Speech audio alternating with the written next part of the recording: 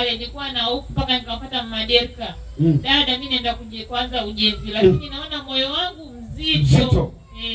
Na ukienda pale umesema ukienda pale unaenda mzima. Lakini ukitoka kwenye nikirudi, yani najisikia mwili mzima na nikilala kama mtu aliyepigwa, si nimetwikwa mizigo gani. Lakini usipoenda uko sawa. Usipoenda niko vizuri. Lakini ukienda mzima tatizo. Unarudi mgonjwa. Na kiwanja ni cha kwako. Basi mpigie Bwana makofi mengi na vigelegele. Sema tumewanasa. Na tunaenda kuwachapa. Tunaenda kuwachapa. Yes. Pastor Mode. Amen. Tufunulie huko. Kati anaendelea kuongea.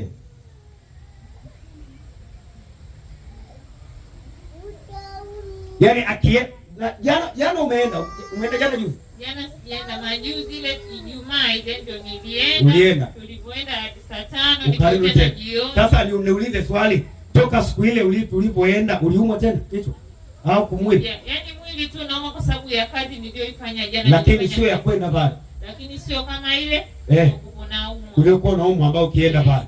Ndio. Sema amina. Amina. Weka hapo. Mwaga hapo. Angalia kwenye mfuko huko. Muona vitu.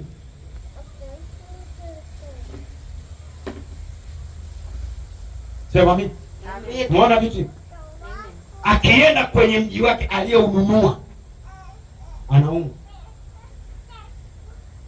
Lakini akiondoka pale yeye akienda mzima anaondoka anaumwa.